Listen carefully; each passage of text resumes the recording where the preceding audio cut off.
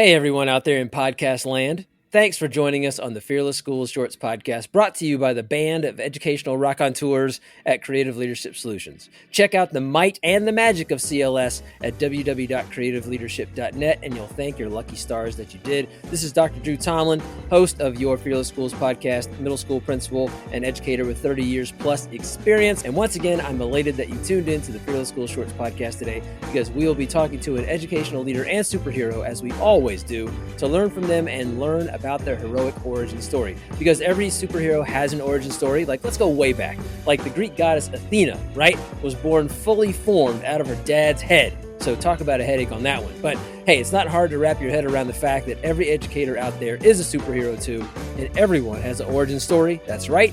We are who we are in the classroom, schoolhouse, and district office right now because we were once students back in the day, and we need to reflect on that past so we can become better educators ourselves in the present and in the future. So there you are. There you have it. And here we go. All right, so let's get right to it by seeing who's here. Our very special guest is Tony Flach, Director of Information for CLS. Tony, how's it going? Good evening. How are you, sir? Hey, I'm doing all right. You know what? We're going to start with your bio, right? It's a rich one. Young Tony, and let me know if any of this is false. Young Tony grew up in his mother's classroom and went on to become a teacher, instructional coach, and administrator in Norfolk Public Schools in Virginia, and to marry another educator. That's nice. Tony has worked with folks in countless schools and school districts to launch initiatives and create systems to monitor and refine those actions in real time. His experience includes leadership roles in a Broad Prize award-winning district, work at 2 educational publishers, and more than 20 years of coaching and consulting. He has experienced firsthand the difference that effective teachers, schools, and systems make in a community, and believes that every school can and should be a place that he would want his own children to attend. So goodness gracious, that is robust, Tony Flach. That just means I'm old. I appreciate that. And you know what? We're going to start with a hard-hitting question right off the bat. What is your favorite go-to food in times of either stress or comfort? Oh, it's got to be pizza. Pizza got me through my freshman year at Virginia Tech because the food hall was absolutely terrible. Yes, there was a local delivery shop that would bring you an 18-inch pepperoni pizza and 32 ounces of Coke for $4.99. Oh, so my gosh. My roommate and I lived off of that. You know what? I completely understand. And as an alumnus of James Madison University, right down the road from Virginia Tech, I could say, hey, tip of the cap to you for representing the Commonwealth. All right. Well, hey, thanks for being here. Appreciate that. And in addition to knowing your food, we're going to get into the origin story. What kind of student were you, and what, and perhaps even who, helped you along the way to help you learn? It's kind of funny. I guess you could say I was quietly successful. So quiet that I remember very clearly in elementary school that most of the other teachers thought I was doing well in the school because my mom was a teacher in the school and that she was helping me along. There was the beginning year test that was always given to kind of place students, and I don't know if it was test anxiety or I just didn't like the person administering the test, but I never did well on that. And so there was always a battle about whether or not I was going to be in the group that needed extra help or kind of join the rest. And gotcha. So ended up doing fairly well there. Once I left elementary school, people actually started to think that, hey, maybe he can do this on his own. But I was still really quiet until I got to high school. And then an influential educator there really brought me out of my shell. Yeah, so let's push the pause button on the story because I want to get to high school, but rewind the tape a little bit. So your mom was a teacher. Yes, sir. Yeah. What did she teach, if you don't mind me asking? I still joke with audiences and people that I coach that she's the oldest fifth grader I ever knew. She taught for 36 years, 35 of them in fifth grade in the same school. Wow. And most of that would have been in the same room, except they tore the building down around her and rebuilt it, so she had to move. I see. They wouldn't keep that one classroom in place. She tried, but no, they had to take that down. Now, how much did that influence you either as a student or in your present day as an educator, seeing your mom in the classroom? Were you like, oh yeah, I definitely want to do that because I see my mom get to do it every day? Or was it the other way around? Like, I don't ever want to do that. It was, oh, heck no, run away as fast as you can. In fact, that was actually her advice to me. She said, Right. don't be a teacher. Mm-hmm. I very clearly remember her bringing home bags after bags of student papers. Now, this is back in the day. Yeah. But, satchels full of papers to grade. The dining room table would be inches deep. Right.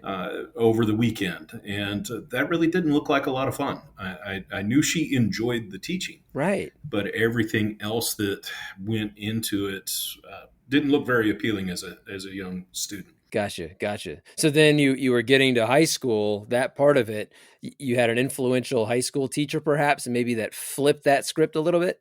He definitely brought me out of my shell. So it was in my junior year at Bayside High School in Virginia Beach. Oh. Yep. Go Marlins. Okay. And, you take these half semester classes because you need the credits and they fit in your schedule. Yeah. And that was international relations taught by Larry Aiken. Just took that because I had to. And the way he structured his class really was one of the few times I recall being excited to go to class the next day. Our homework nightly was stay in touch with the news, whether that was reading the newspaper, watching the evening news, you name it. But we had to be ready to come in the next day and debate current topics, current events, right, pro and con. So, this was in the days of the Beirut bombing. And so, taking the side of the United States or Lebanon in that debate. Yeah. And that really brought me kind of kicking and screaming, brought me out of my shell. He wouldn't take no for an answer. He wouldn't let anyone be quiet. Got it. So even though in your nature was the default was more introverted, he literally made you do that. Wouldn't take no for an answer. That's awesome. Yep. The term that I kind of settled on is he made me become an extroverted introvert. Well, that's a gift, right? Like, how do you turn on and turn off that switch of your personality? When do you see that it's needed and not? And it's ironic that his last name is Aiken, because it sounds like you were aching for some real inspiring education, and you got it from Mr. Aiken. Sure did, and he dragged me into the debate team, and that experience really just kind of completed the transformation. I learned to think on my feet, to choose words carefully, to articulate reasons and rationales as concisely as possible. So let's get to that, right? So you had this positive, impactful educational experience with Mr. Aiken, and obviously also thinking about your mother's advice about education at all. And how did those early experiences as a student then help you in the work that you do with CLS as an educational leader yourself? How do those early experiences support you? Well, I think one thing my mom was phenomenal at as an educator that I could see very clearly was in developing relationships with her students. Got it. She, in her 36th year, would have former students that she'd taught 20 plus years ago coming by and visiting and just telling her what they remembered of her classroom. Oh, that's lovely. Until she passed away, her Christmas tree was full of ornaments that many of her students had handmade. And as she would take them out to put them on the tree, she would tell me, this is so-and-so, and she's now a rocket scientist at NASA. And this one went on to become a surgeon. And, wow. So she just really made her students feel seen. Yep. This is all before SEL and, the awareness of all of these things. She made them feel loved. Yep. And valued. That's wonderful.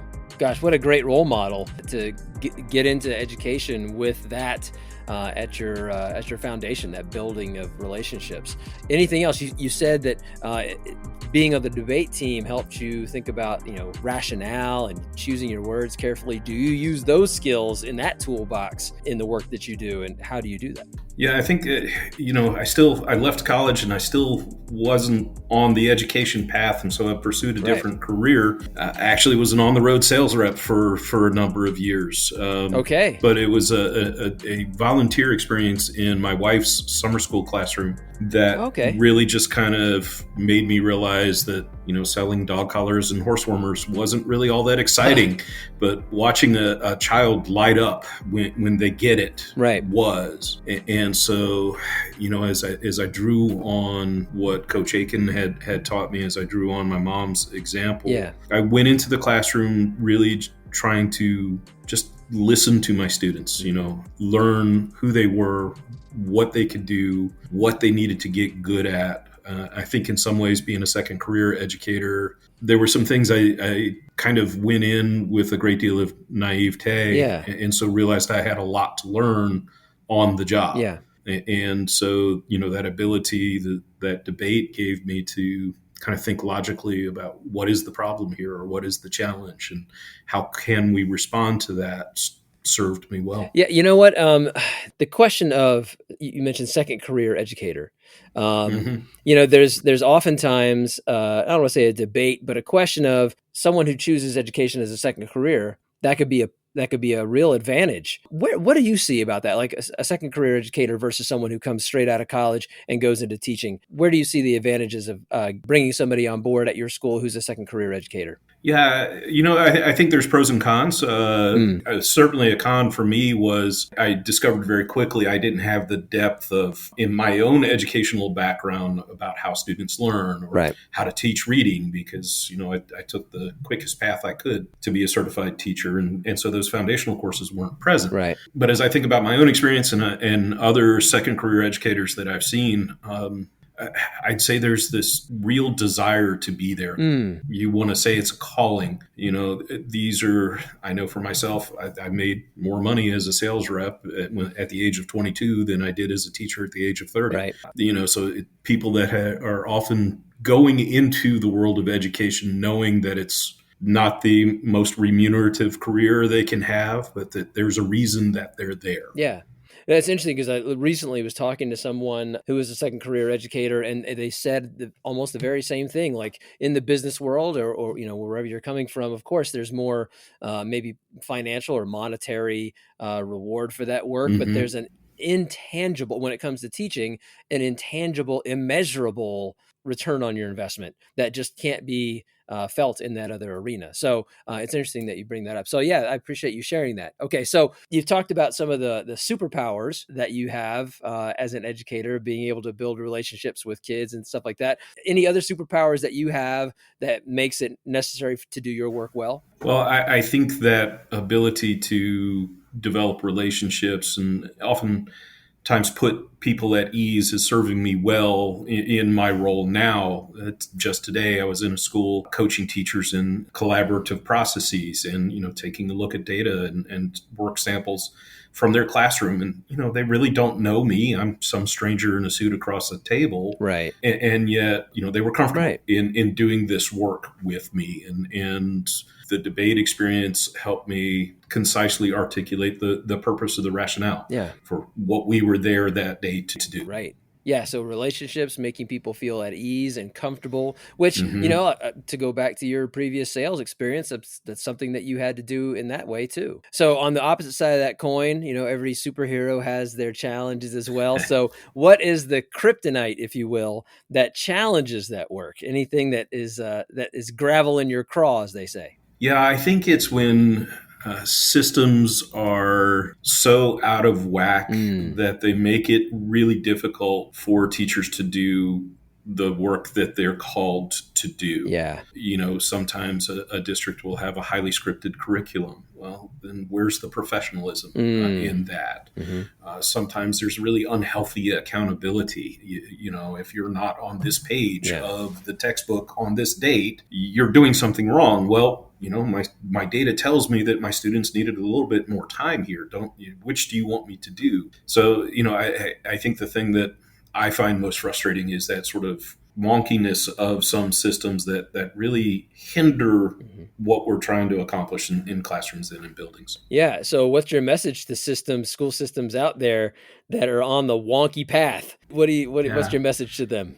Get in the classrooms. There is no substitute for seeing what's going on in the classroom. In the bio that you read, a lot of my work has been around kind of monitoring implementation of various initiatives, and there's no substitute. Training's not enough. Yeah. Professional development. And the irony is that, we at CLS are professional developers. Mm-hmm. But there are some studies that say it's as little as 4% of PD that transfers into classroom practice. Yeah. And I think in large part it's because of some of these, other pieces that systems oftentimes aren't aware that they have in place that are becoming barriers. So, that's the first piece that I talk to people in the systems is get in and take a look at the quality of the implementation of whatever your initiative is. If it's not working, then, it's not the teacher's fault. Our teachers' actions are our formative assessment as leaders, just as the work that students produce is the formative assessment of the instruction that was delivered. Teachers' actions are the formative assessment of the leadership, support, professional development, and coaching that's been delivered. Right. That makes a lot of sense. Gosh, you are for CLS the director of information, but you're clearly more than just dealing with information. You're giving us good information today on the podcast, and I know that I've learned a lot. So thank you, Tony Flach, for being here today. My pleasure. All right, and Fearless Schools podcast audience, you did something astounding as well, right? You pushed the pause button on the hustle and bustle of life and push the play button on this podcast to listen, learn, and live forward. That's right. It's true. So what do you do now? Well, you know what to do. You got to visit the Creative Leadership Solutions website to get more resources and ideas at www.creativeleadership.net. And of course, you got to subscribe. You got to subscribe to the Fearless Schools podcast library and share it with your peers, family members, neighbors down the road, pen pals, whoever, whenever you want to. There you go. This is Dr. Drew Tomlin once again, keeping it short, keeping it sweet on the bright road ahead. Thanks again, Mr. Flach. My pleasure. Thank you, Drew.